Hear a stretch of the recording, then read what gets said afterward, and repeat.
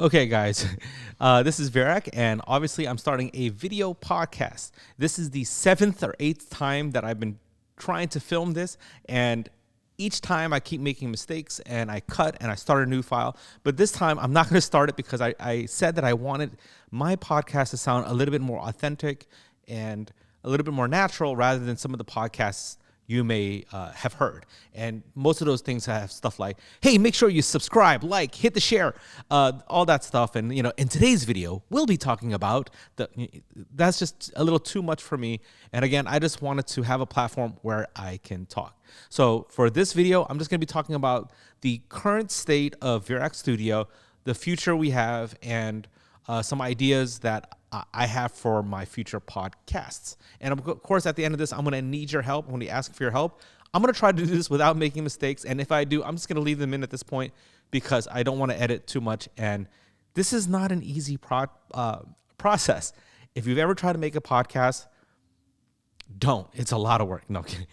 It is a lot of work. And that's what I want to share. Anyway, so hopefully I can answer some of the questions. One of the people, a lot of the questions I've been getting asked is about the state of Virak Studio.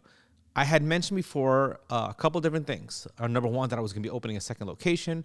Number two, that I'm going to be closing down this location and or looking for a subleaser.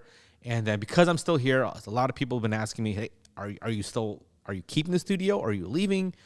What happened to the second space that you're going to get? And that's those are some of the things that I wanted to address today in this opening podcast. So first off, I want to talk about what happened to the second studio. Now, last year I had talked about opening a second studio, and that studio was going to be podcast specific. This particular location I didn't feel was good enough for the podcast setup that I want. So this has been a couple months in the making of me trying to do a podcast. And I just wanted everything to be perfect. I wanted the sound to be perfect. I want the lighting, the video, everything to be perfect. I wanted the scenery to be perfect. And as I'm watching all these tutorial videos on how to create podcasts, the number one most consistent thing is you just got to hit record and you just got to get started. And I felt that, I've been spending several months obsessing over getting everything perfect that I haven't even started. And there are a lot of people out there that just get started and they're doing just fine. And they don't need to have the best microphone. They don't need to have the best camera. They just need to get started. And that's why I decided to do this. In terms of the second studio, when I had come up with the idea to do this second studio, I wasn't married. I'm married now. And last April, my wife and I filed our taxes together, and we had to really reevaluate our finances and our life goals. And that's when we decided that we weren't going to get the second studio, but instead we were going to buy a house. So we bought a second house. We bought a house together. This is our first time we bought a house together as a married couple. And it had a lower level that we were going to use as a studio. And I kind of rationalized. I said, okay, well, I can use a house as a studio, but I can't live or sleep in a studio. Does that make sense? So I can use the house as a studio, but I can't sleep in a studio. Anyway, so I could work out of a house, but I can't sleep in a studio. That's what I meant to say. I could work out of a house, but I can't sleep in a studio. So I thought that the house was a better way to go.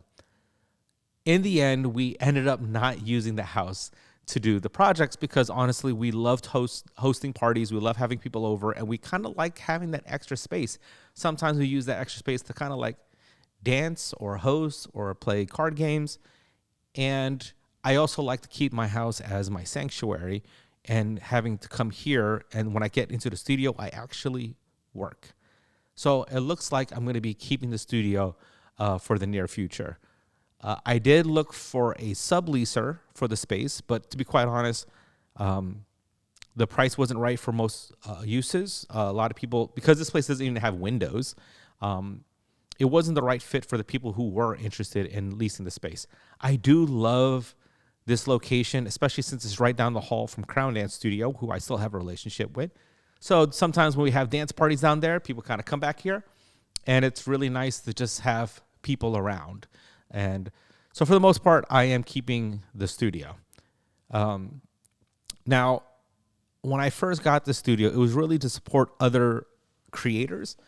And I found that I do most of my projects out of town. So the gigs that actually support the financial burden of this studio are usually projects that I take out of town or away from the studio. And the studio has essentially become a glorified storage unit, a very expensive storage unit where I just keep all my supplies and essentially try to work from. So I try to do my video edits here. I try to do stuff here, but I didn't feel that I was getting enough photo shoots and enough projects that were in the studio to sustain or rationalize the cost of having this studio.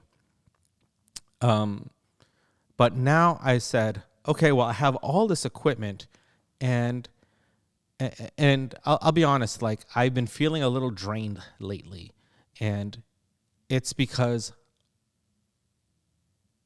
all the projects that I do are usually for other people. The projects that I do out of town, I don't even post. You know, most of my viewers don't even see what I'm doing. I show some of the behind the scenes, but I don't actually show because, you know, if they're for a corporate client, I usually sign off the rights and they get the footage, and I'll get paid for it. But it's not about the money. I actually have lost the. I felt like I was missing something. I miss the days of photography. I miss the days of creating content and video as a hobby. I miss the days where I would take my camera and my tripod and I'd go out even in the freezing cold just to take pictures. And I love learning, so I miss the days where I would be on YouTube for literal hours just learning from other creators about how to use my camera, how to use my lighting, and waiting for that next day delivery on Amazon because I ordered new gear. And now it's become a job. And I want to get back into personal passion projects. And I think I want to try doing different things. Like I spent so much money on this equipment, yet I don't even have a professional headshot for myself. All the equipment that I have usually is to help other people. I provide a platform for other people to shine. And I haven't necessarily wanted to be like famous or well-known or anything like that. But, you know, right now I want to be a little selfish. I think I have a voice. I want to be heard. And there are some topics that I want to discuss. And I think I'm going to start with some topics concerning business, small businesses specifically. And the reason is because a lot of people come to me not asking about photography. They do, but you know, like the last message I received that kind of triggered this setup was somebody said, "Hey, you know, I'm just getting into photography. How much do you charge for a wedding?" And I asked him, "It's like, are you asking me to shoot a wedding, or are you asking because you want to know what you should charge?" He says, "Oh, well, I'm shooting a wedding and I don't know what I should charge." And I asked him, "It's like, you just said that you just are getting into photography and now you're shooting a wedding?" My first instinct was, you shouldn't be charging at all.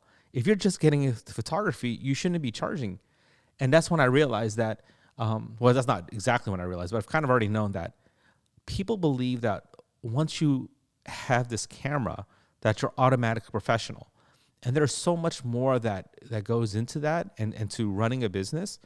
And sometimes I say, you know, I'm not a photographer. I'm a businessman that takes photos.